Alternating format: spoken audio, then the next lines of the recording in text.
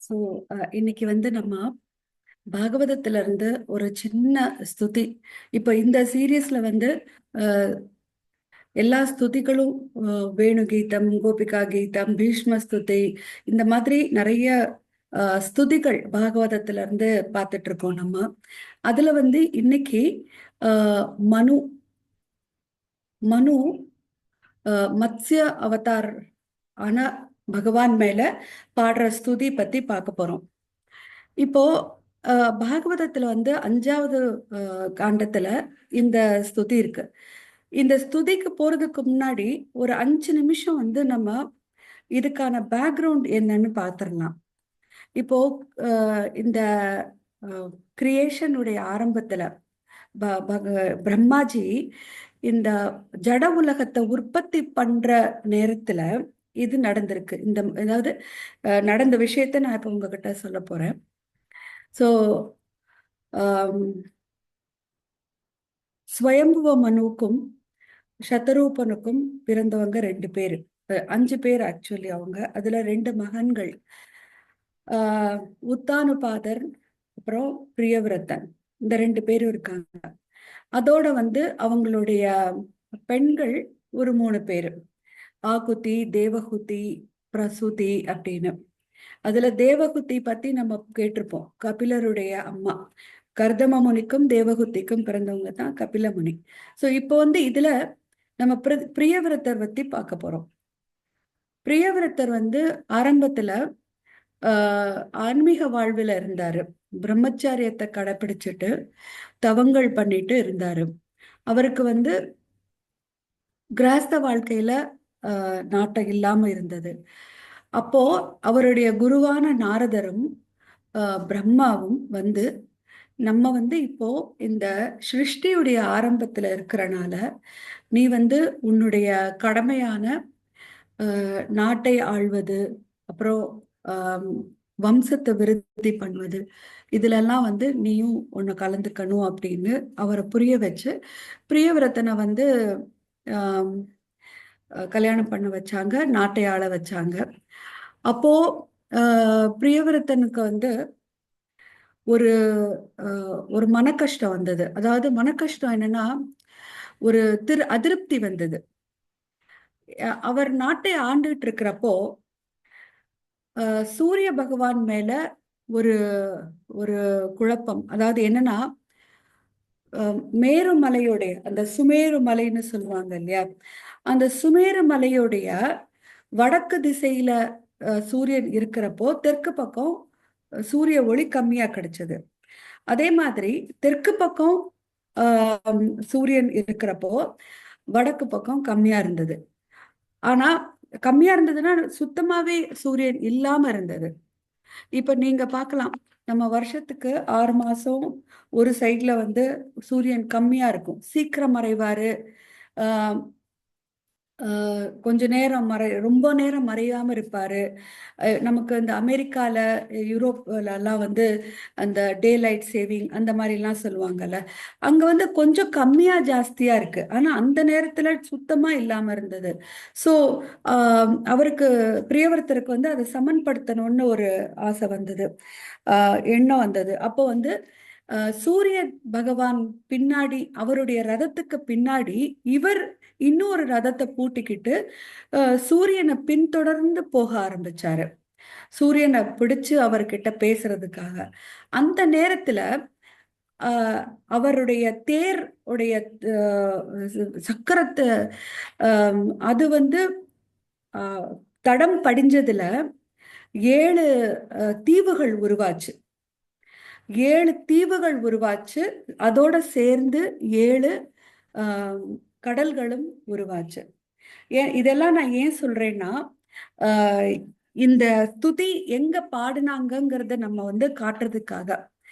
So இப்போ எனக்கு 7 தீவுகள் ஆச்சு, 7 கடல்கள் வந்துருச்சு இல்லையா அந்த இடத்துல. இப்போ நான் வந்து ஒரு இது ஷேர் பண்ணிக்கலாமா? போனா மாதாஜி, எனக்கு ஷேர் பண்றதுக்கான இது கொடுங்களேன். எஸ் மாதாஜி. லலிதா மாதாஜி பண்ணுவாங்க மாதாஜி, அவங்க தான் ஹோஸ்ட். ஓகே, லலிதா மாதாஜி எனக்கு லலிதா ஷேர் பண்றதுக்கு.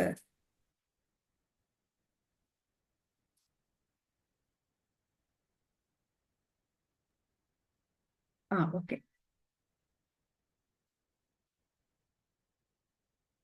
இப்ப பாத்தீங்கன்னா இதுதான் வந்து நம்மளுடைய பூமண்டலம். இப்போ இந்த இடத்துல ஒரு ரவுண்ட் ரவுண்டா தெரியுதா? இதுதான் வந்து அந்த 7 கடல்கள், 7 தீவுகள். ஆஹ் இது கீழே வந்து கர்ப்போதக சாயி விஷ்ணு இருக்கு.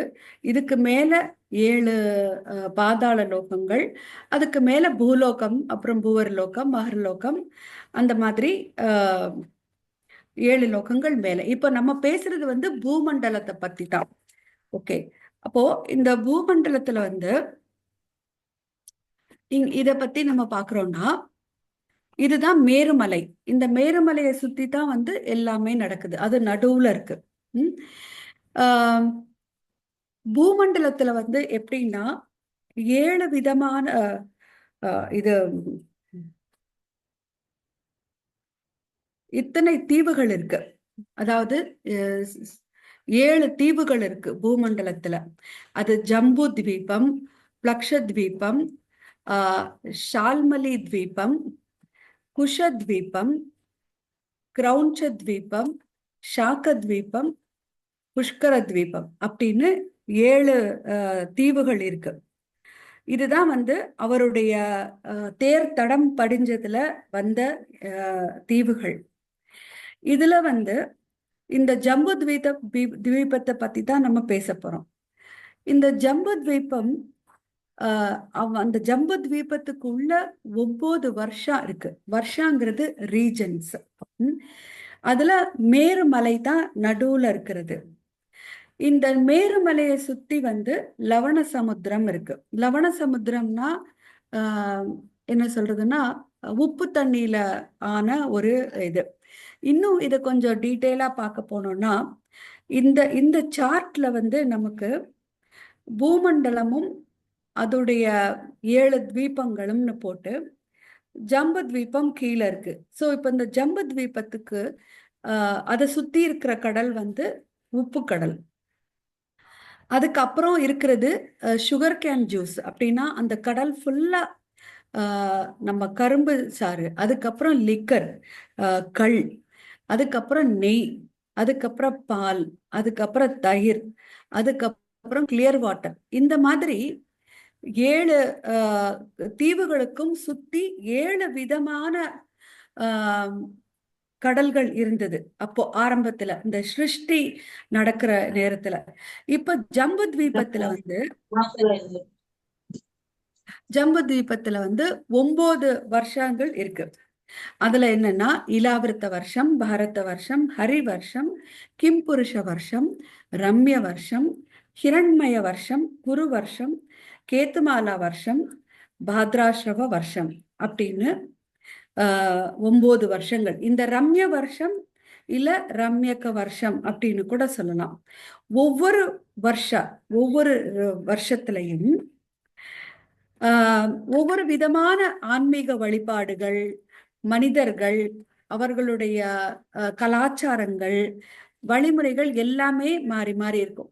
இப்ப பாத்தீங்கன்னா நம்ம இருக்கிறது வந்து இந்த பாரத வருஷம். பாரத வருஷம் வந்து ஒரு கர்ம பூமி. இங்கதான் நம்ம இருக்கோம். இங்க வந்து நம்ம எல்லா கர்மங்களும் பண்ணி இந்த இந்த பாரத பூமியில இருந்து நம்மளால வந்து நம்மளுடைய திருநாடான பகவானுடைய திருநாடான நம்மளுடைய வீடான வைகுண்ட லோகங்கள் இல்ல கோலோக விருந்தாவனத்துக்கு போறதுக்கான வாய்ப்பு நமக்கு கிடைக்கும். இங்க பாத்தீங்கன்னா இந்த படத்துல ஒவ்வொரு தீவுக்கும் அப்புறம் ஒரு ஒரு கடல் இருக்கு. அதுக்கு கடைசி இருக்கிறது வந்து லோகாலோக மவுண்டன்ஸ். ஸோ இது வந்து த வேர்ல்ட் அண்ட் அன்வேர்ல்ட் டிவைட். அப்படின்னா இப்போ ஒரு மகா அண்டம் அப்படின்னு நம்ம சொல்றோம்ல, ஒரு யூனிவர்ஸ். ஒரு யூனிவர்ஸுக்கும் அந்த அது அந்த அந்த ஒரு பிரபஞ்சம் மிதந்துகிட்டு இருக்கிற அந்த காரண நதி, காரணா ஓஷன், பிரஜா நதின்னு சொல்றோம்ல, அதுக்கு டிவைட் பண்றது இந்த லோகா லோகா மவுண்டன்ஸ் அப்படிங்கிறது இதெல்லாம் வந்து நமக்கு பாகவதத்துல 5வது காண்டத்துல எழுதியிருக்கு.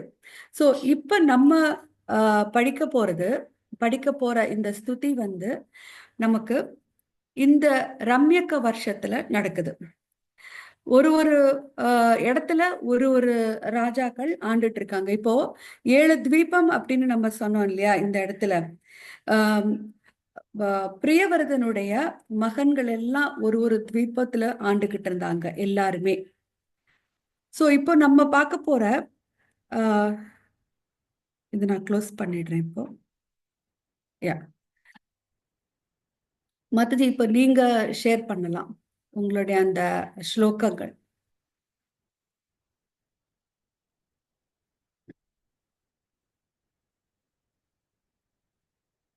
இப்போ நம்ம சொல்ல போற இந்த ஸ்துதி வந்து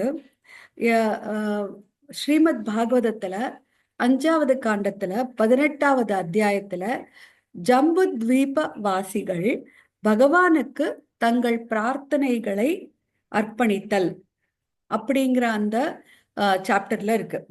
ஜம்பு தீப வாசிகள் இப்ப நம்ம ஃபோக்கஸ் பண்ண போறது ஜம்பு தீபத்துல. ஜம்பு தீபத்துல இருக்கிற ஒரு நிமிஷம், ரம்யக வருஷம் அப்படிங்கிற அந்த ஒரு வருஷத்துல இருக்கிற. இப்போ இவர் வந்து மத்ஸ்ய தேவரை வந்து ஸ்துதி பண்ணாரு.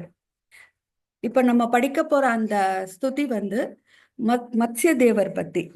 நமக்கு தெரியும் மத்ஸ்ய கூர்ம வராக நரசிம்மர் அப்படின்னு நிறைய அவதாரங்கள் பற்றி நம்ம படிச்சுட்டு இருக்கிறோம். இந்த ஸ்துதியில வந்து மத்ஸ்யதேவர் பத்தி பகவான் மத்ஸ்யதேவரை பத்தி இவர் வந்து ரம்யக்க வருஷத்துல ரம்யக்க வருஷம் என்ற அந்த நிலப்பகுதியில வாழ்ந்த மனுவும் அவரை சார்ந்த எல்லாரும் வந்து மத்ஸ்யதேவரை வழிபட்டுட்டு இருந்தாங்க.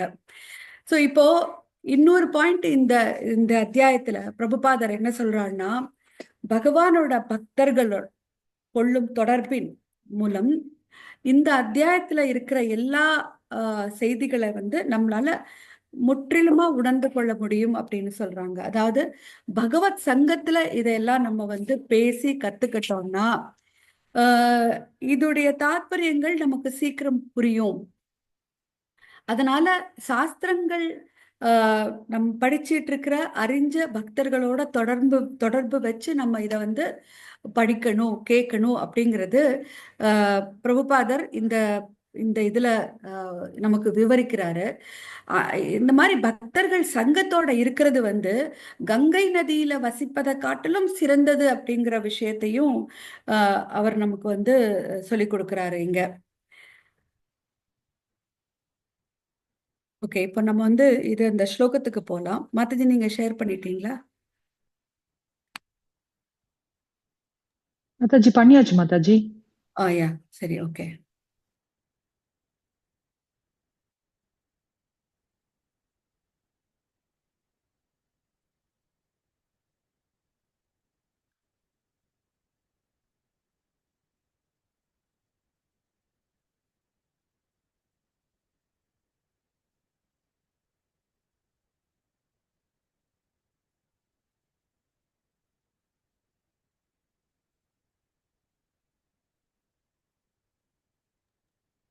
மாதாஜி உங்களுக்கு தெரியலையா மாதாஜி ஸ்கிரீன்? தெரியுது Mataji, sorry. Okay okay okay no problem. நான் வந்து என்னோட அந்த ஸ்லோகத்தை வந்து இங்கிலீஷ்ல எடுத்துக்கிறேன். ஸோ எனக்கு சொல்றது கொஞ்சம் ஈஸியா இருக்கும் அது. ஓகே மாதாஜி. யா ஸோ இப்போ வந்து சுகதேவ கோஸ்வாமி வந்து பரீட்சித் மகாராஜ் கிட்ட இந்த ஸ்லோகங்களை சொல்றாரு. பரீட்சித் மகாராஜுக்கும் சுகதேவ கோஸ்வாமிக்கும் நடக்கிற அந்த கான்வர்சேஷன்ல தான் இது நடக்குது. ரம்யக வருஷத்துல வைவஸ்வத மனுன்னு ஒருத்தர், அவருடைய பேரு வைவஸ்வத மனு. அவர் வந்து அந்த ரம்யக்க தேசம் அந்த அந்த நிலப்பரப்பை ஆண்டுகிட்டு இருக்கிறப்போ வந்து நம்மளுடைய பரமபுருஷ பகவான் முழுமுதற் கடவுள் வந்து அந்த பெருங்காலத்துல இறுதியில வந்து எப்போன்னா அது வந்து சக்ஷூச மன்வந்தரத்தின் இறுதியில பகவான் மத்சராக அவதரித்தார் அப்படின்னா நம்ம தெரிஞ்சுக்கலாம் இது எந்த காலத்துல நடந்த விஷயம் அப்படின்னு சொல்லி. எப்போ மத்ஸ்யாவதாரம் பகவான் எடுத்தாரோ அப்ப நடந்த இந்த ஒரு விஷயம். சோ நம்ம யோசிக்கலாம், 7 கடல் நம்ம ஒத்துக்கலாம். ஆனா 7 விதமான கடல்கள் எப்படி? நமக்கு தெரிஞ்சதெல்லாம் உப்பு கடல் ஒண்ணுதானே. இது கரும்புச்சாறுல ஒரு கடல், நெய்ல ஒரு கடல், ஆஹ் ஆஹ் கல்லுல ஒரு கடல் அப்படின்னா இதை எப்படி நம்ம புரிஞ்சுக்கிறதுன்னா, அந்த யுகங்கள்ல அது இருந்திருக்கு, நடந்திருக்கு அது. சோ அந்த பகவான் மத்ஸ்யராக அந்த அவதரித்த வைவஸ்வத் நேரத்துல வைவஸ்வத மனு இந்த வழிபாட்டு சொன்னாரு அப்படின்னு சுகதேவ கோஸ்வாமி சொல்லியிருக்காரு. இப்ப ஆரம்பத்துல ஓம் நமோ பகவதே முக்கியதமாய,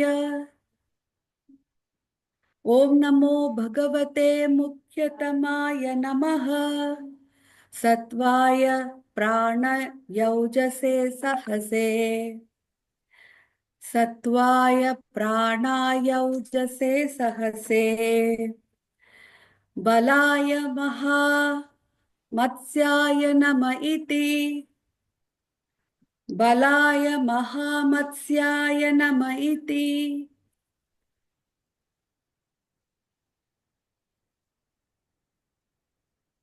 ஓம், ஓ எந்தன் பகவானே, நமக மரியாதைக்குரிய வந்தனங்கள், பகவதே முழுமுதற் கடவுளுக்கு, முக்கியதமாய தோன்றிய முதல் அவதாரம், நமக எனது எனது மரியாதைக்குரிய வந்தனங்கள், சத்வாய தூய உன்னதமானவருக்கு, பிராணாய வாழ்வின் ஆதாரம், ஓஜசே புலன்களின் சக்திகளின் ஆதாரம், சகசே மனோசக்தி அனைத்திற்கும் ஆதாரம், பலாய உடல் பலத்திற்கு ஆதாரம், மகா மத்ஸ்யாய மிகப்பெரிய மீன் அவதாரம், நமக மரியாதைக்குரிய வந்தனங்கள், இதி இவ்வாறு.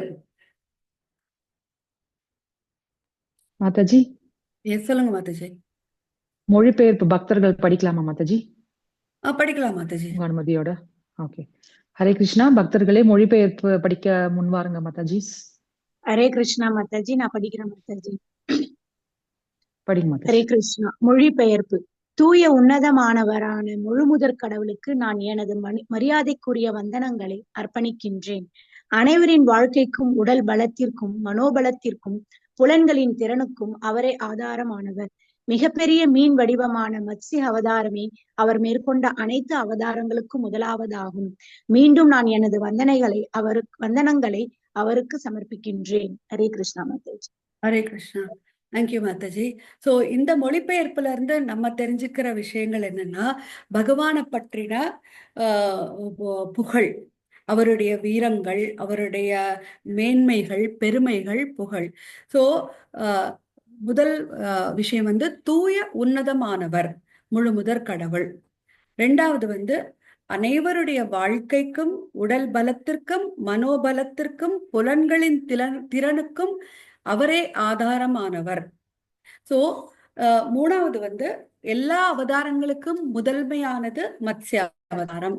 சோ அந்த மாதிரியான பகவான் ஒருத்தருக்கு என்னுடைய வந்தனங்களை நான் அவருக்கு சமர்ப்பிக்கின்றேன் அப்படின்னு இவங்க சொல்லியிருக்காங்க.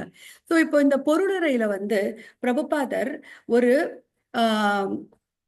ஜெயதேவ கோஸ்வாமியுடைய அஷ்டபத்தியோட ஆரம்பிக்கிறாரு. நீங்க மாதாஜி பொருளுரை கூட காட்டுறீங்களா? இல்ல பொருளுரை காட்டல இல்லையா? ஓகே. இல்ல மாதாஜி. ஓகே மாதாஜி, இந்த கிளாஸ் எத்தனை மணி வரைக்கும் இருக்கும்? 12 o'clock மாதாஜி. ஓகே. சோ அப்ப இன்னொரு அரை மணி நேரம் இருக்கு, அப்படிதானே? 12 more than இன்னொரு 10-15 minutes எக்ஸ்ட்ரா எடுத்துக்கிட்டீங்கன்னா நான் எவ்வளவு நேரம் வரைக்கும் பேசலாம்? 12 வரைக்கும் பேசலாமா? 12, அதுக்கப்புறம் 10-15 minutes நீங்க எக்ஸ்ட்ரா போனீங்கன்னா கூட ஒன்னும் இஷ்யூஸ் இல்லை. இல்ல அதுக்கு முன்னாடி முடிஞ்சிடும். இன்னைக்கு 4 ஸ்லோகம் தான் இருக்கு, 4 இல்ல 5 ஸ்லோகம் தான் இருக்கு. ஓகே. சோ ஜெயதேவ கோஸ்வாமி அவருடைய அஷ்டபதியில மத்ஸ்ய அவதாரத்தை புகழ்ந்து ஒரு ஸ்லோகம் பாடியிருக்காரு. பிரளய பயோதி ஜலே திருதவானசி வேதம் विहितवहित्रचरित्रमखेदं केशवधृता मीनशरीरा जय जगदीश हरे जय जगदीश हरे जय जगदीश हरे. இதுல மீன சரீரம் அப்போ மத்ஸ்ய அவதாரத்தை புகழ்ந்து அஷ்டபதியில ஜெய கோஸ்வாமி பாடியிருக்கிறது. இந்த பிரபஞ்ச படைப்பிற்கு பிறகு பிரபஞ்சம் முழுவதும் தண்ணீரில் மூழ்கி இருந்தது. அச்சமயம் பகவான் கிருஷ்ணர் கேசவன் வேதங்களை காப்பதற்காக மிகப்பெரிய மீன் வடிவமாக அவதரித்தார். அதனால்தான் மனு பகவான் மத்ஸ்யரை முக்கியதமா. சோ இப்போ இந்த ஸ்லோகத்துல நம்ம பார்த்தது ஒரு வார்த்தை முக்கியதமா அப்படின்னு பகவானை புகழ்ந்து சொல்ற ஒரு வார்த்தை. முக்கியதமா அப்படின்னு புகழ்ந்தாரு மனு. அதுக்கான அர்த்தம் இதுதான். முதலில் தோன்றிய அவதாரம் என்று கூறுகிறார் யாரு? மனு. சோ இப்ப பொதுவா மீனை தமோ மற்றும் ரஜசி குணங்களோட கலப்பா சொல்லப்படுது மீன்கள். ஓகேயா? ஆனால் பகவான் மீன் ரூபத்துல வந்தாருமே அவர் எப்பவுமே முற்றிலும் உன்னதமானவர். இப்ப பாத்தீங்கன்னா பகவான் மீன் ரூபத்துல வந்தாரு, அதுக்கப்புறம் பன்றி ரூபத்துல வராக ரூபத்துல வந்தாரு, அப்புறம் ஒரு தடவை கூர்ம உருவத்துல வந்தாரு, ஆமை ரூபத்துல வந்தாரு. இந்த மூணுமே மிருகங்கள். அதுக்கப்புறம் நரஹரி ரூபத்துல வந்தாரு. இப்போ இந்த 3 ரூபங்கள் ஒரு மிருகங்களுடைய மீனோ ஆமையோ வராகமோ அப்படி வந்தா கூட பகவானுக்கு அவருடைய அந்த உன்னதத்துவம் என்றுமே மாறுறதில்லை அப்படிங்கிற அந்த ஒரு விஷயத்த நம்ம தெளிவா புரிஞ்சுக்கணும். எந்த ரூபத்துல வந்தாலும், மத்ஸ்யமா இருக்கட்டும், கூர்மமா இருக்கட்டும், வராகமா இருக்கட்டும், ஒரு எந்த ரூபத்துல இருந்தாலுமே இப்போ பகவான் ராமகிருஷ்ணர், வாமனர் இந்த மாதிரியான ரூபங்கள்ல மனித ரூபத்துல வந்தாரு. சோ பகவான் மேல பொறாமை குணம் கொண்டவங்க எல்லாரும் என்ன சொல்றாங்க? ஒண்ணு இந்த மாதிரி வந்திருக்காருன்னு இகழ்ந்து பேசுறாங்க, இல்ல மனித ரூபத்துல வந்திருக்கிறனால அவரும் நம்மள மாதிரி ஒரு மனிதர்னு அவங்களுடைய அறியாமையில பேசுறாங்க. ஆனா நம்ம பக்தர்களாகிய நாம பாகவதத்திலிருந்து புரிஞ்சுக்க வேண்டிய புரிஞ்சுக்க வேண்டிய விஷயங்கள் என்னன்னா, எந்த ரூபத்துல வந்தாலும் பரமபுருஷ பகவானுடைய அந்த உண்மையான உன்னத குணத்திற்கு எந்தவித மாற்றமும் இல்லை, வராது. அதனால இந்த இடத்துல சத்வாய அப்படிங்கிற ஒரு வார்த்தையை பயன்படுத்தி இருக்காங்க. அதோடைய பொருள் என்னன்னா, அந்த உன்னத தள மேடையில் மீதிருக்கும் தூய சத்துவ குணம், சுத்த சத்துவா அப்படின்னு நம்ம சொல்றோம்ல, அந்த சுத்த சத்துவ குணம் என்றுமே மாறாதது எந்த ரூபத்துல பகவான் வந்தாருமே. சோ அப்புறம் அடுத்த ஸ்லோகத்துக்கு நம்ம போலாம். 26வது ஸ்லோகம் மாத்துங்க மாத்துஜி.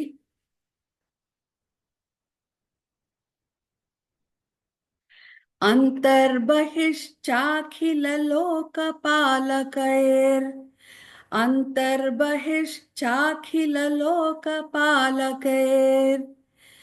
ஆத்ருஷ்டரூபோ விசரஸ்யுருஸ்வனஹ ஆத்ருஷ்டரூபோ விசரஸ்யுருஸ்வனஹ स ईश्वरस्त्वं य इदं वशेनयं स ईश्वरस्त्वं य इदं वशेन्ययं नयन् स ईश्वरस्त्वं य इदं वशेनयन् नाम्ना यथा धारुमयीं नरः स्त्रियं नाम्ना यथा धारुमयीं नरः स्त्रियम्.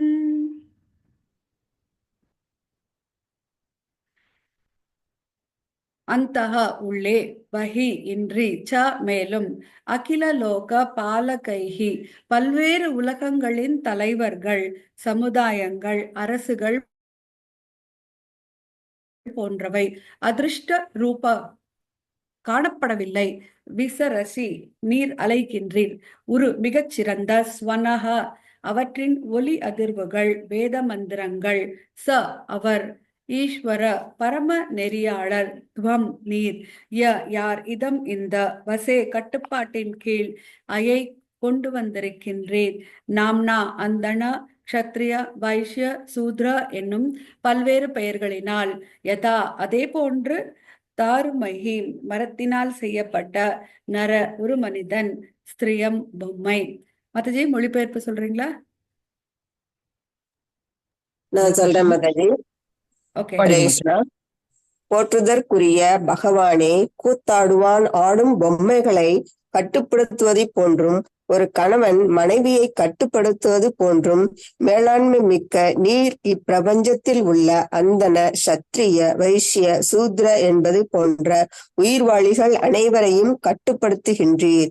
நீரே பரம சாட்சியாகவும் தளபதியாகவும் எல்லோரின் இதயங்களிலும் உள்ளும் இருக்கின்றீர். அதுபோல் வெளியிலும் இருக்கின்றீர். இருந்தும் சமுதாயம், இனம், நாட்டின் தலைவர்களினால் உம்மை உணர முடியவில்லை. வேத மந்திரங்களின் ஒளி அதிர்வுகளை கேட்பவர்களால் மட்டுமே உம்மை போற்றி பாராட்ட முடியும். ஹரே கிருஷ்ணா. ஹரே கிருஷ்ணா.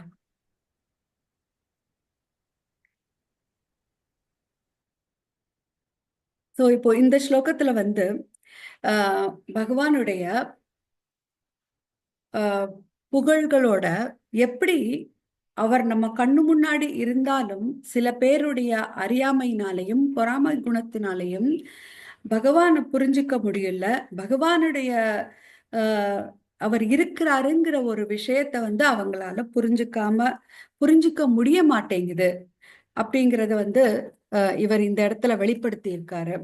பகவத்கீதையில ஒரு ஸ்லோகத்துல வந்து ஏ யதாமாம் பிரபத்தியந்தே தாம் ததைவ பஜாம்யகம் அப்படிங்கிற இடத்துல பகவான் என்ன சொல்றாருன்னா அர்ஜுனன் கிட்ட, யாரு என் மேல எவ்வளவு அன்பா இருக்காங்களோ, என்னை வந்து எவ்வளவு நமஸ்கரிக்கின்றாங்களோ, என்னை எவ்வளவு என்கிட்ட சரணடைஞ்சிருக்கிறாங்களோ அந்த அளவுக்கு தான் வந்து என்னை வந்து நான் அவங்களுக்கு வெளிக்காட்டுவேன் அப்படின்னு சொல்லியிருக்காரு.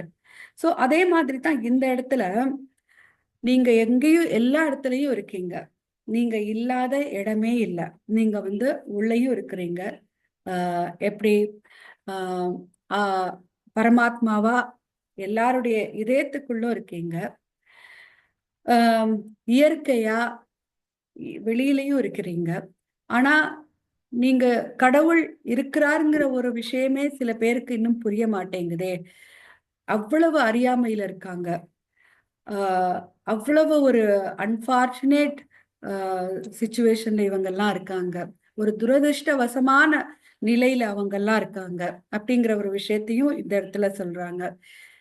அப்புறம் இதுல பாத்தீங்கன்னா, கூத்தாடுவான் ஆடும் பொம்மைகளை கட்டுப்படுத்துவது போன்று அப்படின்னா என்ன அர்த்தம்?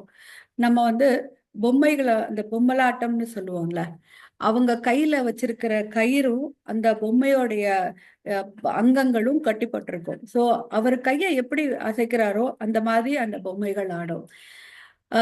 இது வந்து எப்படின்னா, பகவத்கீதையுடைய புஸ்தகத்துல கூட நம்ம ஒரு படத்துல பார்த்திருப்போம். பகவான் மேல இருப்பாரு, அவங்களுக்கு கீழே 3 பெண்கள் இருப்பாங்க. அவங்களுடைய கையில வந்து அந்த கயிறு இருக்கும், கீழே வந்து மனுஷங்க வேலை செஞ்சுட்டு இருப்பாங்க. பகவான் வந்து இந்த 3 குணங்களுடைய மூலமா நம்மளை வந்து கட்டுப்படுத்துறாரு. அவரு எவ்வளவுதான் அவர் கட்டுப்படுத்தினாலும் ஒரு சின்ன சுதந்திரம் நமக்கு கொடுத்திருக்காரு. அந்த சுதந்திரத்தை தான் நம்ம வந்து தப்பா பயன்படுத்திக்கிட்டு இருந்துகிட்டு இருக்கோம்.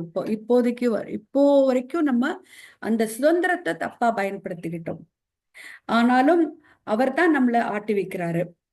சோ பகவத்கீதையில 15வது அத்தியாயத்துல அவர் சொல்றது வந்து வேதைஷ்ட சர்வேர் அகமேவ வேத்யோ. நான் வந்து எல்லாருடைய மனசுலையும் பரமாத்மாவா இருக்கேன். எனக்குள்ள இருந்துதான் ஞாபகங்கள், அறிவு, மறதி, இது 3மே நான் தான் கொடுக்கிறேன். சோ நம்ம இப்ப நினைக்கலாம், சில பேரை பார்த்தோம்னா ஒரு விஷயத்த சொன்னா உடனே புரிஞ்சுக்குவாங்க. சில பேருக்கு ஒரு விஷயத்த எவ்வளவு சொன்னாலும் புரிய மாட்டேங்குது. ஏன் இந்த வேறுபாடுன்னு நமக்கு யோசிப்பு வரும். ஏன் இந்த வேறுபாடு? ஏன் சில பேர் நல்ல அறிவாளியா இருக்காங்க. சில பேருக்கு நம்ம ஒரு விஷயம் எவ்வளவு தடவை சொன்னாலும் புரிய மாட்டேங்குது. நம்ம கண் முன்னாடி எத்தனை பேர் கஷ்டப்படுறத பார்க்கிறோம். இருந்தாலும் ஏன் கஷ்டப்படுறாங்கங்கிறத பத்தி நம்ம ஏன் யோசிக்க மாட்டேங்கிறோம்? இப்போ ஒரு ஒரு சாதாரண தொழிலாளி 12 மணி நேரம் வேலை செஞ்சாலும் அவருக்கு கையில ரொம்ப சொற்பமா தான் கிடைக்குது. அதே சமயத்துல ஒரு பெரிய வேலையில இருக்கிறவங்க ஒரு மணி நேரம் வேலை செஞ்சுட்டு வந்தாலும் அவங்களுக்கு பணம் எக்கச்சக்கமா வருது. சோ இந்த வித்தியாசம் ஏன்? இந்த கேள்விகளை நம்ம கேட்டுக்கிட்டே இருக்கணும். சோ இப்ப முதல்ல சொல்லியிருக்கிறது கூத்தாடுவான் ஆடும் பொம்மைகளை கட்டுப்படுத்துவது. 2வது கணவன் மனைவியை கட்டுப்படுத்துவது. ஸோ சாஸ்திரங்கள்ல சொல்லியிருக்கிற விஷயம் ஒரு பெண்ணானவள் எப்பவும் ஒரு ஆண்களுக்கு கீழே அவங்களுடைய இந்த இடத்துல கட்டுப்பாடுன்னு சொல்லியிருக்காங்க. ஆனா இப்போ இந்த காலத்துல இந்த கட்டுப்பாடுங்கிறது கொஞ்சம் மறைஞ்சிட்டு வர்ற ஒரு விஷயம். இனி வர்ற சமுதாயத்துல பெண்கள் அந்த அளவுக்கு கட்டுப்பாட்டுக்குள்ள வருவாங்களான்னு எனக்கு டவுட். அதையும் பிரபுபாதர் அவருடைய பாகவதத்துடைய கடைசி அத்தியாயங்கள்ல அது எழுதியிருக்காரு.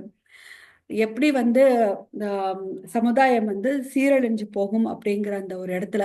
ஆனால் சாஸ்திரங்கள்ல சொல்லப்பட்டிருக்கிறது என்ன, சி இது எதுக்கும் இல்ல. பெண்கள் வல்னரபிள், அதாவது ரொம்ப மென்மையானவங்க. சீக்கிரம் ஒருத்தங்க ஏமாத்திரலாம். அதையும் இப்போ இருக்கிற பெண்கள் ஒத்துக்க மாட்டாங்க. அது வேற விஷயம். ஆனா எப்பவுமே ஒரு கல்யாணத்துக்கு முன்னாடி அப்பாவுடைய கட்டுப்பாட்டுக்குள்ள இருக்கணும். கல்யாணம் ஆனதுக்கு பிறகு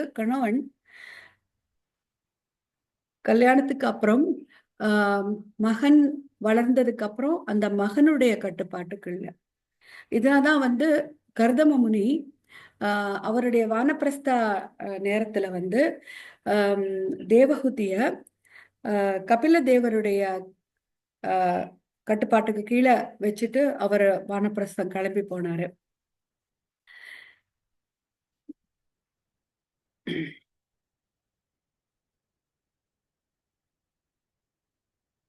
இப்போ பிரபுபாதர் இந்த ஸ்லோகத்துடைய பொருளுரையில ஒரு குந்தி மகாராணியுடைய ஒரு ஸ்லோகத்தை பத்தி சொல்லியிருக்காரு. அதாவது நட்டோ நாட்டியதரோ யதா அப்படிங்கிறது. அதோடைய அர்த்தம் என்னன்னா, ஒரு நாடக நடிகரை போல வேடம் புனைந்து வந்தவர். இப்போ ஒரு எக்ஸாம்பிள், இப்போ பகவான் அந்தர்பகி அப்படின்னு இந்த ஸ்லோகத்துல சொல்லியிருக்காங்க. உள்ளேயும் இருக்கீங்க, வெளியிலையும் இருக்கீங்க, எல்லா விதமானவராகவும் நீங்க இருக்கீங்க அப்படின்னு சொல்லி, எங்கும் நீக்கமர நிறைந்திருப்பவர் அப்படின்னு சொல்லி. இப்போ ஒரு எக்ஸாம்பிள் நம்ம பார்க்கணும் அப்படின்னா, ஒரு நடிகர் இருக்காரு. அந்த நடிகர் ஒரு இப்ப ஒரு சிவாஜி வேஷமே போட்டுக்கிறாருன்னு வச்சுக்கோங்களேன். அதாவது அந்த சத்ரபதி சிவாஜி. இப்போ நம்ம தமிழ்ல பேசுறதுனால நம்மளுடைய நடிகர் அந்த சிவாஜி கணேசன் பத்தியே சொல்லலாம். அவர் ஒரு மனிதர், அவருடைய பேர் கணேசன். ஆனால் அவர் சத்ரபதி சிவாஜியோடைய அந்த வேடத்தை போட்டுக்கிட்டனால அவருக்கு அடை பேர் சிவாஜி கணேசன் வந்துருச்சு. அந்த சத்ரபதி சிவாஜியா அவர் வேடம் போட்டப்போ எல்லாரும் அவரை ஒரு ராஜாவா, ஒரு மகாராஜாவாவே பார்த்தாங்க. அந்த அளவுக்கு ஒரு தத்ரூபமா அவர் நடிச்சாரு. அந்த நேரத்துல அந்த நடிச்ச நேரத்துல இல்ல அந்த படத்தை நம்ம பாக்குறப்போ 2 பேருமே தெரியுறாங்க.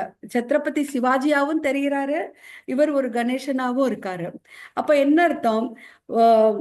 ஒரே ஆள் 2 விதமான ஒரு விஷயத்த நமக்கு காட்டுறாரு. அது மாதிரி பகவானுங்கிறவர் 2 இடத்துலயும் இருக்காரு. எந்த 2 இடம்? நமக்கு உள்ளேயும் இருக்காரு, வெளியிலயும் இருக்காரு. அவர் இல்லாத இடமே இல்லை. இப்போ நம்ம நம்ம வாங்குற மூச்சும் வாங்குற மூச்சு, அந்த மூச்சு காற்றா கூட பகவான் இருக்காரு. எப்படி பகவத்கீதையில அந்த பஞ்சபூதங்கள் என்னுடைய அங்கங்களே அப்படின்னு சொல்லியிருக்காரு.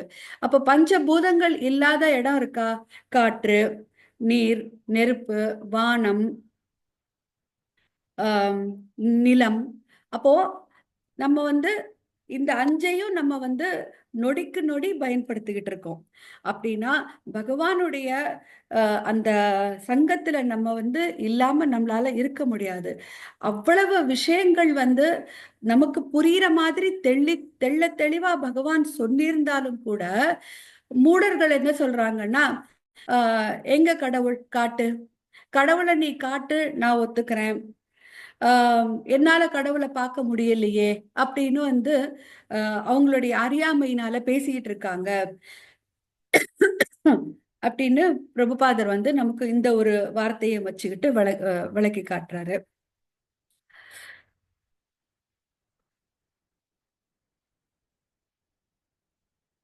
ஸோ இன்னொரு விஷயம் இப்போ அந்த நம்ம பேசணும்ல, கணவருடைய கட்டுப்பாட்டுக்குள்ள மனைவி வரணும் அப்படிங்கிறது.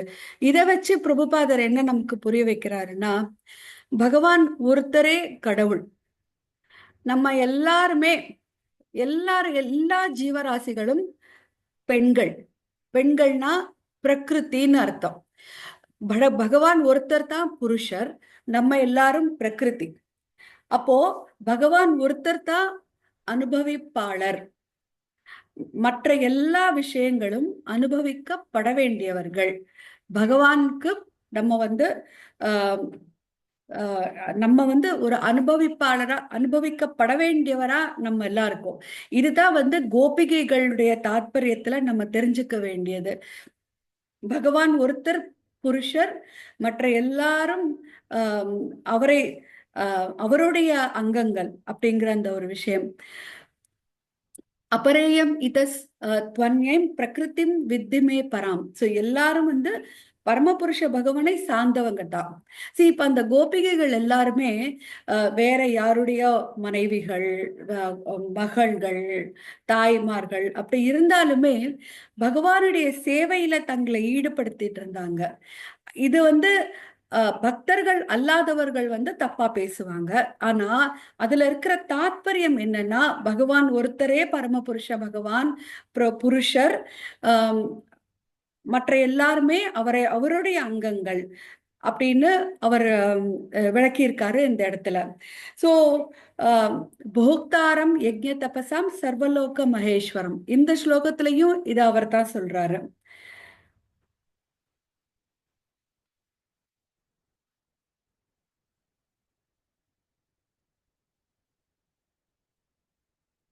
அடுத்த ஸ்லோகத்துக்கு போலாம் மாதாஜி. நம்ம 27வது ஸ்லோகம்.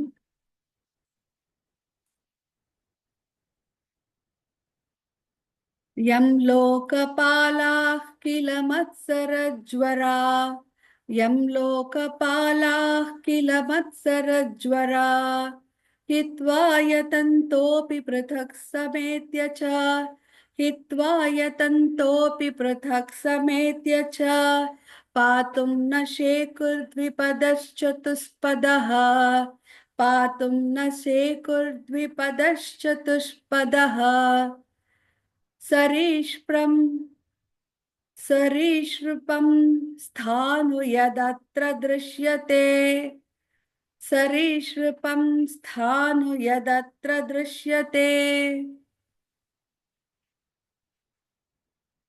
யம் அவரது, நீர், லோக பால பிரம்மதேவன் தொடங்கி பிரபஞ்சத்திலுள்ள பெரிய தலைவர்கள், கில பிறரை பற்றி சொல்ல என்ன இருக்கிறது, மத்சர ஜுவரா துவேஷம் என்னும் ஜுரத்தினால் பாதிக்கப்படுபவர்கள், ஹித்வா புறத்தே தள்ளி, யதந்த முயற்சிக்கின்றனர், அபி இருந்த போதிலும், பிருத்தக் தனியே, சமேத்யா இணைந்து, ச மேலும், பாதும் காப்பதற்கு, ந இல்லை, சேகு இயல்வது, வி பத இரு காலுடைய, சதுகு பதக நாற்கால் உடைய, ஸ்ரீரூபம் ஊர்வன, ஸ்தானு அசையாதன, யத் எதுவாயினும், அத்ர இப்பௌதிக உலகில், திருஷ்யத்தே காணப்படுபவை.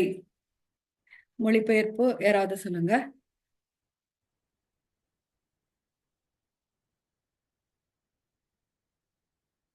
ஹரே கிருஷ்ண மாதாஜி. போற்றுதற்குரிய பகவானே பிரம்மதேவன் பிற மொழிபெயர்ப்பு யாராவது படிக்கிறீங்களா மாதாஜி? மாதாஜி லலிதா மாதாஜி படிச்சிட்டு இருக்காங்க. ஹரே கிருஷ்ணா. மொழிபெயர்ப்பு வழங்கியவர் ஷிலா பிரபுபாதர் அவர்கள். ஜெய் ஷிலா பிரபுபாத். போற்றுதற்குரிய பகவானே, பிரம்மதேவன் பிற தேவர்கள் தொடங்கி இவ்வுலகில் உள்ள அரசியல் தலைவர்கள் வரை இப்பிரபஞ்சத்தில் உள்ள பெரிய தலைவர்கள் அனைவரும் உமது அதிகாரத்தின் மீது காழ்ப்புணர்ச்சி உடையவர்களாகவே இருக்கின்றனர். உமது உதவியின்றி அவர்களால் தனித்தோ பலர் சேர்ந்தோ இப்பிரபஞ்சத்தில் உள்ள எண்ணிலடங்கா உயிர்வாளிகளை காக்க முடியாது. நீரே உண்மையில் உள்ள அனைத்து மனிதர்கள், பசுக்களை, கழுதைகள், செடிகள், ஊர்வன, பரப்பன, மலைகள் போன்ற அனைத்தையும் பாதுகாப்பவர் ஆவீர். தேங்க்யூ மாதாஜி. தேங்க்யூ மாதாஜி.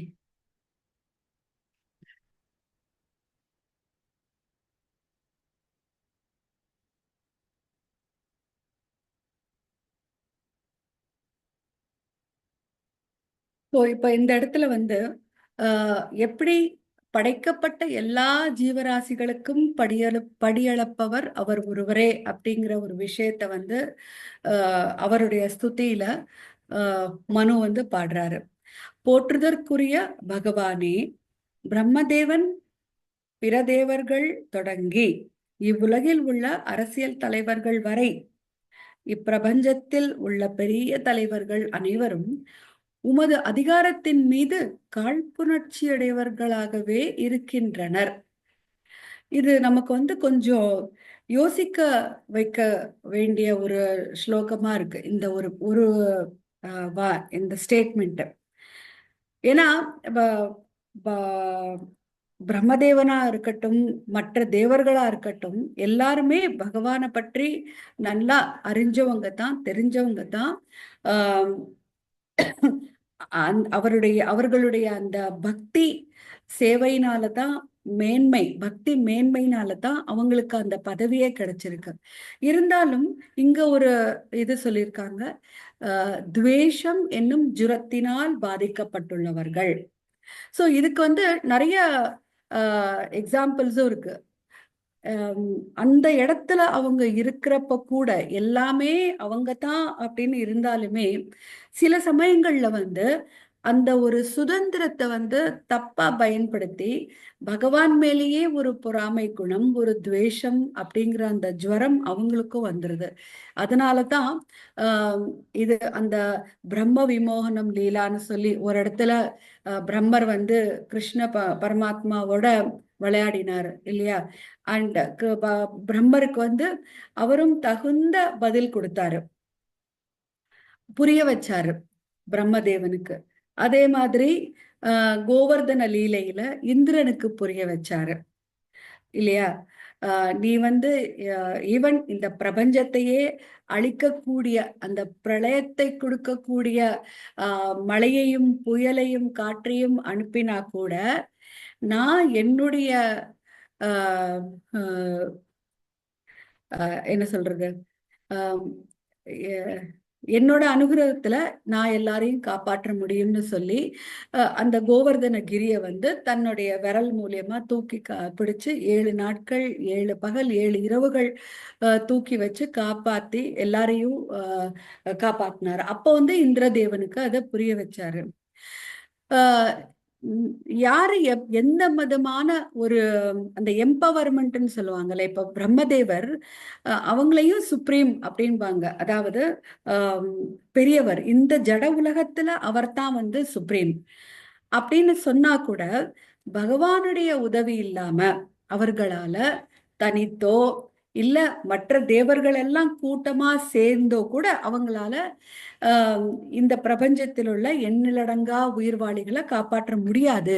ஏன்னா எல்லாருமே உங்களுடைய உந்து சக்தியில தான் இயங்கிக்கிட்டு இருக்காங்கங்கிற இந்த ஒரு விஷயத்த இந்த ஸ்லோகத்துல மனு வந்து மத்ஸ்யதேவரை பார்த்து பாடியிருக்காரு. ஏன்னா எல்லாருடைய மனசுலையும் பரமாத்மாவா பகவான் தான் இருந்து அவங்களுக்கு தேவையான புத்திய கொடுத்திருக்காங்க. இப்ப பிரம்மதேவருக்கு தேவையான ஒரு புத்தி, இந்திரனுக்கு தேவையான ஒரு புத்தி, அறிவு, அதே மாதிரி வருணனுக்கு யாருக்கு எவ்வளவு கொடுக்கணுமோ என்ன கொடுக்கணுமோ அது அவர் கொடுத்து அவங்களை இயக்கிக்கிட்டு இருக்காங்க. சோ இப்போ பகவான் இல்லாம இவங்க இல்ல. பகவான் வந்து இவங்களை எல்லாம் படைச்சதுக்கான ஒரு முக்கியமான காரணம் இருக்கு. அந்த காரணத்தை அவங்க தெரிஞ்சுக்கணும். அதே மாதிரி நமக்கு நான் யாரு, பகவான் யாரு, எனக்கும் பகவானுக்கும் உள்ள உறவு என்ன, என்னுடைய படைப்பின் நோக்கம் என்ன. என்னுடைய படைப்புனா பிரம்மா மாதிரி அவருடைய நிலைமையில நம்ம இல்லைன்னா கூட என்ன வந்து பகவான் ஒரு மனித உருவம் கொடுத்து ஒரு நல்ல கான்சியஸா இந்த உலகத்துல நம்ம படைச்சு வழி நடத்தி கொண்டு போய்கிட்டு இருக்காரு. இதுக்கான காரணம் என்ன? வெறும் புலனுகர்வு மட்டும் இல்லை. ஒரு அந்த நிறைய படிக்கணும், நிறைய சம்பாதிக்கணும், உலகத்துல நல்லா மகிழ்வா இருக்கணும், எல்லாத்தையும் அனுபவிக்கணும், வெறுமனே அந்த தர்ம அர்த்த காம மோக்ஷ இது நாலுத்துக்கு மட்டும் இல்லை நம்மளுடைய பிறப்புடைய நோக்கம் அப்படிங்கிறத புரிஞ்சுக்கணும். அதனாலதான் இந்த ஸ்துதிகள் எல்லாம் நம்ம பாடுறப்போ நமக்கு இந்த விஷயங்கள் எல்லாம் புரிய வருது. சோ நீரே உண்மையில் உள்ள அனைத்து மனிதர்கள், பசுக்கள், கழுதைகள், செடிகள், ஊர்வன, பரப்பன, மலைகள் போன்ற அனைத்தையும் பாதுகாப்பவர் ஆவீர். சோ இந்த ஒரு நம்பிக்கை வந்து நமக்கு பகவான் மேல வரணும். சோ இது வந்து நமக்கு ரொம்ப பகவான் மேல இருக்கிற நம்மளுடைய அன்பை வந்து அது மிகைப்படுத்தி சொல்லும். அதாவது மிகைப்படுத்தினா அதை இன்க்ரீஸ் பண்ணும். நம்மளுடைய அன்பை வந்து பகவான் மேல இன்னும் ஸ்ட்ராங்கா ஆகும் அது. சோ கடவுளின் சக்தியோட போட்டி போடுவது இது வந்து ஒரு என்ன சொல்றது, இப்ப இருக்கிற அந்த ஃபால்து பாபாக்கள் அப்படின்னு எல்லாம் சொல்றோம்ல, அவங்க எல்லாம் அவங்களுடைய சித்து வித்தைகள் எல்லாம் காட்டி ஏன்னோ நானும் கடவுள், என்னாலையும் இதெல்லாம் காட்ட முடியும், பண்ண முடியும் அப்படிங்கிற மாதிரி சொல்றது வழக்கமாயிருக்கு இப்போ.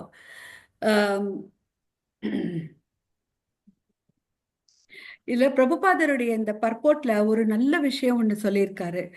உயிர்வாளிகளை தங்களது ஆய்வுக்கூடங்களில் விஞ்ஞானிகள் உண்டு பண்ண முயற்சிக்கும் பொழுது அவர்களது ஒரே நோக்கம் முழுமுதற் கடவுளின் சக்தியையும் திறமையினையும் மறுதளிப்பதற்காகவே இருக்கிறது. அதாவது பாரு, இந்த குளோனிங் அப்படியெல்லாம் சொல்லிட்டு இருந்தாங்கல்ல, நாங்களும் உருவாக்குவோம், நாங்களும் ஒரு உயிரை உருவாக்க முடியும் அப்படிங்கிறத வந்து அவங்க திறமைய வந்து வெளிப்படுத்துறதுக்கு அப்படின்னு பண்ணாங்க. என்ன இருந்தாலுமே 15வது அத்தியாயத்துல இருக்கிற அந்த 15வது ஸ்லோகத்தை நம்ம சொல்லிட்டா ரொம்ப அடிபட்டுரும். அந்த விஞ்ஞானிகளுக்கு அறிவுங்கிற ஒரு விஷயம், ஞானம், அறிவு, மறதி, ஞாபகம் வச்சுக்கிற சக்தி கொடுத்ததே பரமாத்மா தான் அப்படின்னு சொல்றப்போ எப்படி இவங்க வந்து தங்களை தனிச்சு சொல்லிக்க முடியும்? அந்த விஞ்ஞானிகளுக்கு ஏதோ ஒண்ணு நான் வந்து உற்பத்தி பண்ணி காட்டணும். அப்போ அந்த உற்பத்தி பண்றதுக்கான ரா மெட்டீரியல்ஸ், அந்த ரா மெட்டீரியல்ஸும் பகவானுடைய ஒரு அங்கங்கள் தான் அப்படின்னு சொல்றப்போ இவங்க வந்து கடவுளை மறுக்கிறதுக்கு வாய்ப்பே இல்லை. இததான் வந்து மாயை அப்படின்னு சொல்றாங்க. இவங்க இந்த விஷயத்துல புரியாம தங்களுடைய மாயையில வந்து அறியாமையில வந்து சில விஷயங்களை உருவாக்கி நாங்களும் கடவுள் அப்படிங்கிற சொல்லிக்கிற மாதிரி. கடவுள்னா என்னது? கடவுள் தேவையில்லை, எங்களுக்கும் இது செய்ய தெரிஞ்சிருச்சுன்னா அப்புறம் எங்களுக்கும் கடவுளுடைய சக்தி இருக்குன்னு சொல்லிக்கிற மாதிரி அவங்க வந்து நினைச்சு முயற்சி பண்ணிட்டு இருக்காங்க. சோ இந்த மாயை பிரம்மதேவன், சிவபெருமான் போன்ற உயர்ந்த தேவர்கள் வாழும் தேவலோகங்களில் கூட இருக்கிறது. அவர்களது எல்லா முயற்சிகளும் தோல்வியடைந்த போதிலும் இவ்வுலகில் ஒவ்வொருவனும் வீண் கர்வமுடையவனாகவே இருக்கின்றான். சோ சில சமயம் சுவாமிகள் என்போர் ஏழை மக்களை தரித்திர நாராயணர்களாக கருதி அவர்களுக்கு உணவளிக்க மிகுந்த ஆர்வம் உடையவர்களாக இருக்கின்றனர். இவர்கள் உண்மையான பரம நாராயணருக்கு தொண்டு செய்வதை காட்டிலும் உண்டாக்கப்பட்ட தரித்திர நாராயணர்களுக்கு தொண்டு செய்ய முதலிடம் தருகின்றனர். சோ இவர்கள் பகவான் நாராயணருக்கு தொண்டு செய்ய ஊக்கம் அளிக்காதீர் என்று கூறுகின்றனர். அவங்கெல்லாம் என்ன சொல்றாங்க, நம்ம வந்து ஆம், ஆம், இவங்களுக்கு செஞ்சா போதும், பகவானுக்கு செஞ்ச மாதிரி தான். இவங்களுக்கு வந்து அதாவது ஏழைகளுக்கு நம்ம உதவி செய்யறதுல தப்பு இல்லை, செய்யணும். ஆனால் இவங்களுக்கு செஞ்சா மட்டும் போதும், அவருக்கு தேவையில்லை அப்படிங்கிற அந்த ஒரு விஷயம் தப்பானது. பிரபுபாதர் நமக்கு சொல்லி கொடுக்கிற ஒரு முக்கியமான விஷயம் வந்து பகவானுடைய நாமத்தை வந்து மற்றவர்களுக்கு கொடுப்பதும், பகவானை பற்றின கதைகளும் அறிவும், தங்களை பற்றிய ஒரு அனுபவம், அதாவது தங்களை பற்றிய ஒரு எண்ணங்கள், அந்த செல்ஃப் ரியலைசேஷன் சொல்றாங்கல்ல, தன்னை அறிந்து கொள்றது, அதை வந்து நம்ம அவங்களுக்கு சொல்லி கொடுத்தா அதுவே ஒரு பெரிய பிலாந்தரபிக்கல் ஒர்க் அப்படின்னு பிரபுபாதர் வந்து நமக்கு சொல்லி கொடுக்கிறாரு. சோ இப்ப கடைசி ஸ்லோகமான 28வது ஸ்லோகத்துக்கு போலாம்.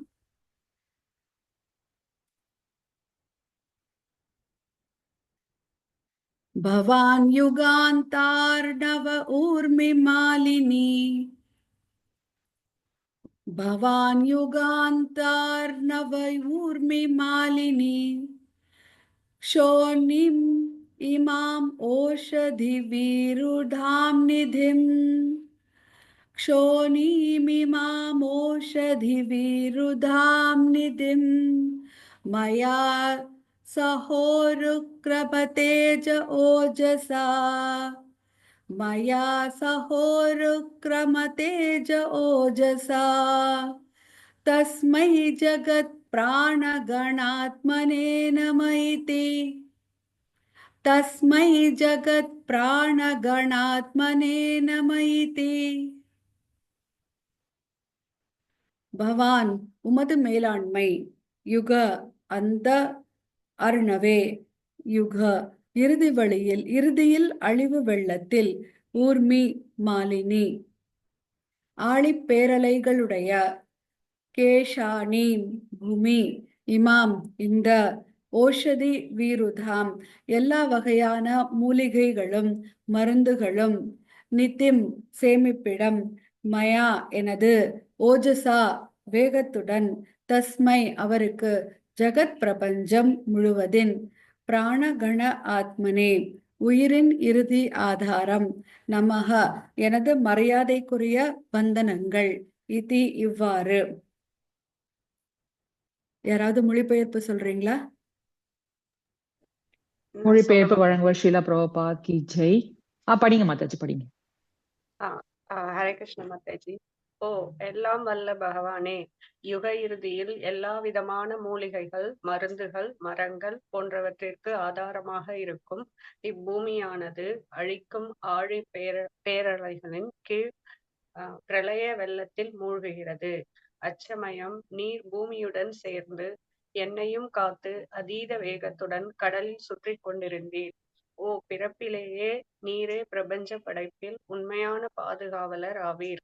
அதனால் அனைத்து உயிர்வாழிகளுக்கும் நீரே காரணம் ஆவீர். நான் எனது மரியாதைக்குரிய வந்தனங்களை உமக்கு அர்ப்பணிக்கின்றேன். ஹரே கிருஷ்ண மாதாஜி. ஹரே கிருஷ்ண மாதாஜி, நன்றி. சோ இப்போ இந்த மொழிபெயர்ப்புல வந்து ஒரு விஷயம் நம்ம என்ன தெரிஞ்சுக்கிறோம்னா, பகவானுக்கு வந்து நம்மளுடைய பிரேயர்ஸ், நம்மளுடைய வந்தனங்கள் சொல்றப்போ அவருடைய புகழ பாடணும். அவருடைய புகழ பாடுறப்போ அவருடைய பெருமைகள் நமக்கு புரியும். இப்போ வந்து நம்மளுடைய ஆத்மா அந்த மாயினால கட்டுப்பட்டு இருக்கிறனால, இந்த 3 குணங்களுடைய கலவையில நம்ம வந்து கட்டுப்பட்டு இருக்கிறனால பகவானுடைய பெருமைகள் வந்து நமக்கு புரியாம இருக்கு. அதனாலதான் பரமபுருஷ பகவானுடைய திருவடியில வந்து நம்மளை சமர்ப்பிச்சுக்காம அவரையும் 33 கோடி தேவர்கள்ல ஒருத்தரா நினைச்சு, இது வேணும்னா இவர்கிட்ட போறேன், இது வேணும்னா அவர்கிட்ட போறேன், இன்னொன்னு வேணும்னா அவங்க கிட்ட போறேன் அப்படின்னு எல்லா தேவர்கள் கிட்டையும் நம்ம வந்து போய் எனக்கு இது கொடுங்க, எனக்கு அது கொடுங்கன்னு கேட்டு வாங்கிக்கிட்டு இருக்கோம். அந்த வகையில வந்து நம்ம வந்து நம்மளோட வழிபாட்டு முறைய வச்சிருக்கோம். இதுக்குதான் வந்து பலநோக்கு செயல்கள் அப்படின்னு சொல்றாங்க. இப்போ பாகவதத்துல இருக்கிற இந்த ஸ்துதிகளை நம்ம பாடுறப்போ இதுல இருந்து நம்ம தெரிஞ்சுக்க வேண்டியது வந்து பகவான் ஒருத்தர் தான் எல்லாருக்கும் படி அளந்துகிட்டு இருக்கிறவரு. அவர்கிட்ட நம்ம சரணடைஞ்சா நம்மளுடைய இந்த வாழ்க்கையின் குறிக்கோள், வாழ்க்கையின் நோக்கம் வந்து சக்சஸ்ஃபுல்லா இருந்து நம்ம வந்து கிருஷ்ண பிரேமை அடைஞ்சு அவர்கிட்ட திரும்பி போய் அவருடைய திருவடிகளுக்கு சேவை செய்யறதுக்கான வாய்ப்புகள் கிடைக்கும். இப்போ நெருப்ப வந்து எப்படி புகை மூடி இருக்கோ அது மாதிரி நம்மளுடைய இந்த சச்சிதானந்த ஆத்மா, நான் நான் இந்த ஆத்மா, நான் சச்சிதானந்த ஸ்வரூபம். ஆனால் பகவானும் சச்சிதானந்த ஸ்வரூபம் தான். ஆனால் நான் அணு, அவர் விபு அப்படிங்கிற அந்த ஒரு விஷயத்துல இந்த ஸ்துதியில இருக்கிற விஷயங்கள் எல்லாமே எனக்கு வந்து மறந்து போயிடுச்சு. எனக்கு தெரியும் ஆத்மா வந்து சச்சித் ஆனந்தா. சித் அப்படிங்கிறது வந்து காக்னிசன்ட்னு அர்த்தம். காக்னிசன்ட்னா எல்லா அறிவும் நிறைந்தவர். யாரு? நான். நானுன்னா இந்த உடல் இல்ல, ஆத்மா. ஆனா இதெல்லாம் எனக்கு மறந்து போயிடுச்சு, எனக்கு தெரியல. இப்போ என்னுடைய அறியாமையில வந்து பகவானுடைய பெருமைகள் தெரியாம இருக்கேன். சோ இந்த மாதிரியான ஸ்துதிகளை நம்ம பாடுறப்பவும் படிக்கிறப்பவும் பகவானுடைய பெருமைகள் தெரிஞ்சு நம்ம வந்து ஞாபகப்படுத்திக்கிறதுக்கு உதவியா இருக்கு. சோ இன்னொரு தடவை நான் மொழிபெயர்ப்பு படிக்கிறேன். ஓ எல்லாம் வல்ல பகவானே, யுக இறுதியில் எல்லா விதமான மூலிகைகள், மருந்துகள், மரங்கள் போன்றவற்றிற்கு ஆதாரமாக இருக்கும் இப்பூமியானது அழிக்கும் ஆழிப்பேரலைகளின் கீழ் பிரளய வெள்ளத்தில் மூழ்குகிறது. சோ இந்த இந்த பிரளயம்ங்கிற இந்த ஒரு விஷயம் வந்து ஒரு ஒரு யுகத்துக்கு அப்புறமும் நடக்கும், ஒரு ஒரு மனுவுக்கு அப்புறமும் நடக்கும். ஒரு ஒரு க்ஷணமும் பிரளயம் நடக்குதான். இப்போ நான் இருக்கேன், பிறந்தப்போ எப்படி இருந்தேனோ அந்த மாதிரி இப்ப இல்ல.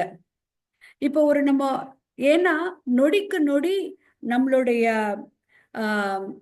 உருவம் வந்து மாறிக்கிட்டே இருக்கு, உள்ளேயும் சரி வெளியிலையும் சரி. இப்போ உள்ள அப்படிங்கிறப்போ என்னது, உள்ள இருக்கிற அந்த இது நம்மளுடைய ஆர்கன்ஸ் எல்லாம் வந்து ஒண்ணு ஒண்ணா லேசா கோளாறு ஆக ஆரம்பிக்குது. வெளியில எப்படி, வெளியில வந்து உருவம் மாறுது, சுருக்கங்கள் வருது. ஒரு நாள் அந்த எந்த நாளோ அந்த அந்திம காலத்துல அது வந்து ஒன்றும் இல்லாம போயிடும், அந்த ஆத்மா வெளியில போன உடனே. இதுக்கு பிரபுபாதர் சொல்ற ஒரு எக்ஸாம்பிள் வந்து, ஒரு ரோஜா பூ நம்ம வந்து கடையில இருந்து வாங்கிட்டு வரோம். அந்த ரோஜா பூவை வந்து நம்ம ரொம்ப நாள் நல்லா வச்சிருக்கணும்னு தண்ணியில போட்டு வச்சா கூட நாளுக்கு நாள் நாளுக்கு நாள் அதோடைய அந்த ஃப்ரெஷ்னஸ் மாதிரி அப்படியே தொங்கி அதுக்கப்புறம் எல்லா இதழ்களும் உதிர்ந்து போயிடும். அது மாதிரி தான் நம்மளுடைய உடலும் நடந்துகிட்டு இருக்கு.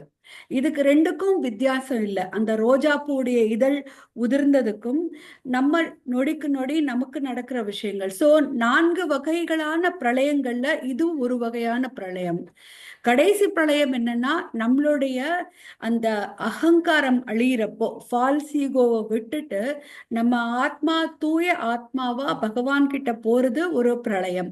சோ இப்போ வந்து இந்த இடத்துல வந்து மனு பகவான் கிட்ட சொல்றது வந்து ஒரு வகையான, அதாவது ஒரு யுகத்துக்கு கடைசியில வர்ற அந்த பிரளயத்துல வந்து என்ன நடந்தது, நீர் பூமியுடன் சேர்த்து என்னையும் காத்து அதீத வேகத்துடன் கடலில் சுற்றி கொண்டிருந்தீர்.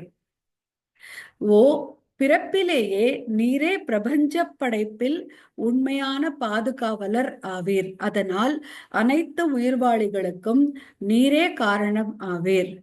நான் எனது மரியாதைக்குரிய வந்தனங்களை உமக்கு அர்ப்பணிக்கின்றேன். இப்போ ஒரு ஒரு ஸ்லோகத்துல ஒரு ஒரு விதமான ரசங்கள் இருக்கும். இந்த இடத்துல மனு வந்து மத்ஸ்ய தேவரை பார்த்து சொல்றாரு. மத்ஸ்ய தேவர்னாலே நமக்கு தெரிஞ்சது வந்து அவர் வந்து அந்த பிரளயம் நடக்கிறப்போ வந்து எல்லாரையும் காப்பாற்றி அடுத்த யுகத்துக்கு ஒரு அடிக்கல்லா இருந்தாருன்னு சொல்லி.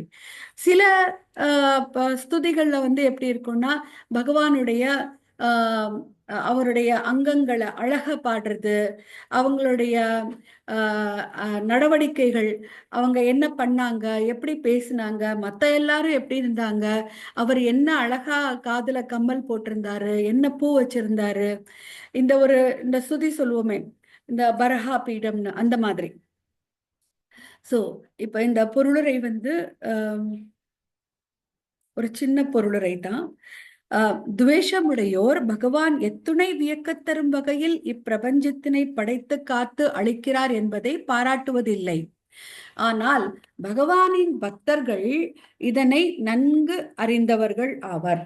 ஜட இயற்கையின் வியத்தகு வேலைகளுக்கு பின்னால் பகவான் எவ்வாறு செயல்படுகிறார் என்பதை பக்தர்களால் மட்டுமே காண முடியும். பகவத்கீதையில் பகவான் 9:10 பகவான் கூறுகிறார், மாயா தேச க்ஷேண பிரகிருதிஹி சூயதேச சராச்சரம். ஜட இயற்கை எனது கட்டளைப்படியே செயல்படுகிறது. ஓ குந்தியின் மகனே, அசையும் அசையாத உயிர்கள் அனைத்தையும் அதுவே படைக்கின்றது. அதன் விதிப்படியே பிரபஞ்ச தோற்றம் மீண்டும் மீண்டும் படைத்து அளிக்கப்படுகின்றது. இயற்கையின் கீழ் நிகழும் வித்தை மிகு மாற்றங்கள் அனைத்தும் முழுமுதற் கடவுளின் கண்காணிப்பில் கீழேயே நிகழ்கின்றன. துவேஷமுடையவனால் இதனை காண முடியாது. ஆனால் கல்வி அறிவில்லாதவர்கள் ஆயினும் பணிவுடைய பக்தன் இயற்கையின் செயல்கள் அனைத்திற்கும் பின்புலமாக பரம்பொருளின் வலிமை மிக்க கரம் இருக்கிறது என்பதை நன்கறிவான். இந்த ஒரு ஸ்டேட்மெண்ட் வந்து ரொம்ப என்கரேஜிங்கா இருக்கு. எப்படின்னா, கல்வி அறிவு இல்லைன்னா கூட அந்த ஒரு பணிவுடைய பக்தன், ஸோ அந்த பக்தனுக்கு என்ன வேணும்? பணிவு. அந்த பணிவுடைய பக்தன் பகவானுடைய இன்வால்மெண்ட், அவருடைய எல்லாற்றுக்கும் பின்புலமா இருக்கிறது பகவானுடைய வலிமை மிக்க கரம் அப்படிங்கிறது வந்து அவங்களுக்கு நல்லா புரியுது. அதுதான் பகவத்கீதையில வந்து தேஷாம் ஏவானு கம்பார்த்தம் அகம் அஜ்ஞான ஜம்தமஹ. நீ வந்து எனக்கு சேவை செஞ்சுட்டே இரு எப்பொழுதுமே. நான் என்ன செய்யறேன்? அறிவுங்கிற விளக்க எடுத்து இருள்ங்கிற அறியாமைய வந்து உன்னோட மனசுல இருந்து எடுத்து உனக்கு ஞானத்தை கொடுக்குறேன் அப்படிங்கிறாரு. சோ நம்ம இப்ப செய்ய வேண்டியது பகவானுக்கு அன்பு தொண்டு. நாம ஜபத்துல இருந்து பகவானை பற்றி பேசுறது, பாடுறது, கேட்கறது, படிக்கிறது, பகவானை பற்றி நினைக்கிறது, இது எல்லாமே தொண்டுக்கள். இந்த மாதிரி வந்தனம், பகவான் மேல துதி பாடுறது, இதுவும் ஒரு பக்தி தொண்டு. ஸோ இதெல்லாம் செய்யறப்போ பகவான் வந்து நம்ம மனசுக்குள்ள இருக்கிற அறியாமையை எடுத்து ஞானத்தை கொடுக்குறாரு. ஸோ இதோட நம்ம முடிச்சுக்கலாம். உங்களுக்கு ஏதாவது கேள்விகளோ இல்லை நீங்க ஏதாவது சொல்றீங்க, இதை பத்தி உங்களுடைய கருத்துக்களை நீங்க பகிர்ந்துக்கலாமீங்க.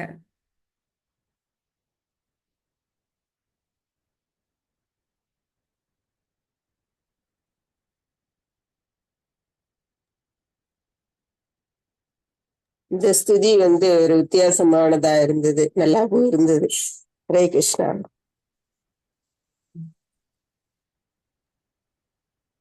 தேங்க்யூ மாதாஜி. ஹரே கிருஷ்ணா. ஹரே கிருஷ்ணா. ஹரே கிருஷ்ண மாதாஜி, ரொம்ப அருமையான ஒரு விளக்கம். ரம்மிகா வருஷத்துல மனுவோட ஸ்துதி எப்படி இருந்தது மத்ஸ்ய அவதாரத்து மேல ரொம்ப அழகா எடுத்து சொன்னீங்க மாதாஜி. மிக்க நன்றி. நீங்க இன்னும் நிறைய வகுப்புகள் வந்து எடுக்கணும் அப்படின்றது எங்களோட தாழ்மையான வேண்டுகோள் மாதாஜி. ஹரே கிருஷ்ணா. தேங்க்யூ மாதாஜி. ரொம்ப நன்றி லலிதா பக்திமதி மாதாஜி, புவனா மாதாஜி.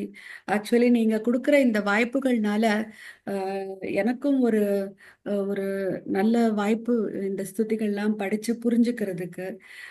நல்லா என்ஜாய் பண்ணினேன் படிச்சதுல. மிக்க நன்றி. ஹரே கிருஷ்ணா மாதாஜி. நன்றி மாதாஜி, மிக்க நன்றி மாதாஜி. முடிவு பிரார்த்தனைகள் சொல்றதுக்கு ஸ்ரீஜா மாதாஜி அவர்கள் அழைக்கிறேன். ஹரே கிருஷ்ணா ஸ்ரீஜா.